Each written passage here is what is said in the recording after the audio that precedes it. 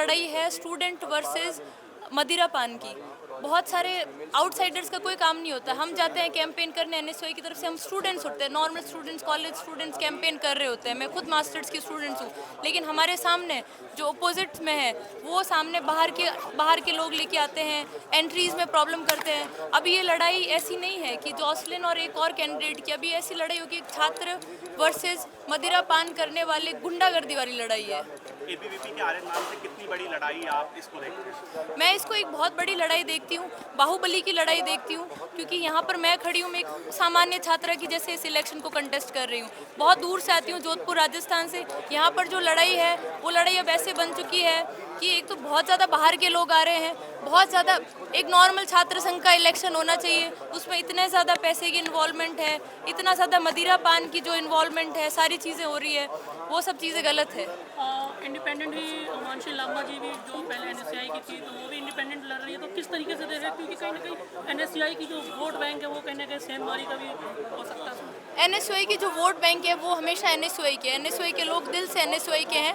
NSUI कभी भेदभाव नहीं करती है। जब उनको लगता है कि जो जो 4 लोग खड़े हैं यहाँ पर उनकी काबिलियत के दम पे खड़े हैं, एनएसयूआई ने मौका दिया हमें और हम लोग 1 साल मिलेगा तब उसको प्रूव करेंगे। और आपके मैनिफेस्टो में एक मेट्रो का मुद्दा था जिसमें आपने कहा कि कॉस्ट कटिंग की जाएगी और फ्री ऑफ कॉस्ट की जाएगी। हाँ जी। लेकिन वो तो अभी बात की जाए 1-2 महीने पहले ही कॉस्ट मेट्रो का बढ़ा, तो उसको कैसे देख रहे हैं? क्योंकि कहीं ना कहीं डीएमआरसी की तरफ से वो रेट इंक्रीज़ किया गया, आपके मैनिफेस्टो में कि वो घटाया जाएगा, वो कैसे किया जाएगा? अब एनएसयूआई जैसे काम कर रही है, एक ऐसी जगह पे काम कर रही है जहाँ पर सरकार ही अलग है।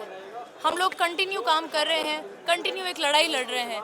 वहाँ पर समझ रहे हो, एक स्टेट सरकार वर्सेस एक स्टूडेंट यूनियन की लड़ाई है ये, तो उस लड़ाई को जारी रखा जा रहा है। हम लड़ाई लड़ रहे हैं, जब भी काम होगा जल्दी होगा उस पर। और एक सबसे बड़ी प्रॉब्लम यहाँ स्टूडेंट की बात की जाए तो वो दूसरे राज्यों से आते हैं यहाँ स्टडी करने के लिए। हाँ जी। तो उनको सबसे ज़्यादा दिक्कत होता है यहाँ पे हॉस्टलों को लेकर है कि उनको दिक्कत झेलनी पड़ती है कि कोई रूम रेंट ज़्यादा हो गया, कम हो गया, उसको लेकर क्या कहें?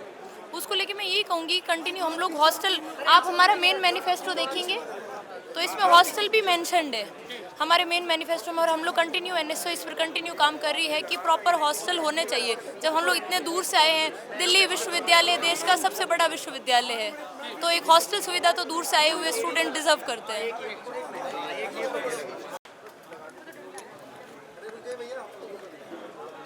एक मिनट रुको, पसीना आ रहा है, वो पूछ लेता हूँ। हवा नहीं चल रही बिल्कुल भी, पंखा भी पता नहीं कहाँ है। सर, वाइस प्रेसिडेंट के लिए टूसू से इलेक्शन लड़ रहे हैं, तो किस तरीके से फाइट देख रहे हैं एबीवीपी और एनएसयूआई? देखिए, मुझे अपनी जीत सरासर साफ बिल्कुल नज़र आ रही है। जिस प्रकार लास्ट ईयर एनएसयूआई ने दिल्ली विश्वविद्यालय में, एनएसयूआई लेड डूसू ने दिल्ली विश्वविद्यालय में जिस प्रकार काम किया है, स्टूडेंट्स के बीच एनएसयूआई पर भरोसा बढ़ चुका है, और इसी तरह मुझे हमारे पूरा पैनल विजयी होता हुआ दिख रहा है। स्टूडेंट्स अभी एनएसयूआई पे पूरा विश्वास जता रहे हैं। आप खुद अगर कैंपस घूम के देखेंगे, क्योंकि 10 साल से उन्होंने डूसू पे कब्जा कर रखा था, झूठे वादे करके हर साल जुमलों से वो चुनाव जीत जाते थे, लेकिन अब स्टूडेंट्स के दिमाग में सारी चीज़ें सेट हो चुकी हैं। स्टूडेंट सारी चीज़ें साफ समझ चुका है कि उनके वो हमेशा से झूठे वादे करते हैं, एनएसयूआई धरातल पर रहकर काम करती है। और पिछली दफ़ा की बात की जाए तो रौनक खत्री खुद प्रेसिडेंट का चुनाव जीते थे, और एनएसयूआई के एक लोकेश चौधरी जी भी खुद जीते थे चुनाव। तो इस दफ़ा क्या चारों जो पैनल उतारी गई है एनएसयूआई की तरफ से, तो जीत का मार्जिन कितना रह सकता है?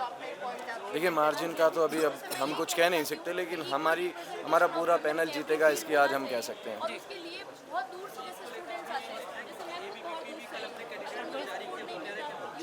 सर, आप सेक्रेटरी पद के लिए चुनाव लड़ रहे हैं टूसू से, तो किस तरीके से देख रहे हैं एबीवीपी और एनएसयूआई की फाइट?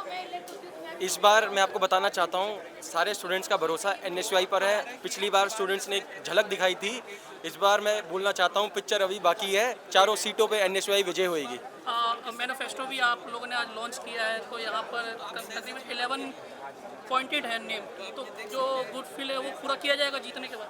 मैं आपको बताना चाहता हूँ, पिछले 10-15 सालों से जो प्रशासन है एनएसयूआई के हमेशा 10-11 सालों से खिलाफ रहा है, और अन्य संगठन के लोग मैनिफेस्टो में सिर्फ वादे करते हैं। इस बार मैं आपको आश्वासन देता हूं कि NSUI चारों सीटों पर विजयी होएगी और सारे मैनिफेस्टो में 11 के 11 पॉइंट्स पूरे करने का काम करेगी। अब पिछली दफा रौनक खत्री जी खुद जीते थे प्रेसिडेंट पद को, तो इस दफा क्या पूरा आश्वासन दे रहा है कि इस दफा चारों की चारों मैं सीट आपको NSUI की तरफ आश्वासन जाएगी? देता हूं आपके चैनल के माध्यम से, चारों सीटों पर NSUI विजयी होगी। स्टूडेंट्स इतना बढ़ चढ़ कर साथ NSUI का दे रहे हैं, मुझे नहीं लगता कभी आज तक हिस्ट्री में दिया होगा। ठीक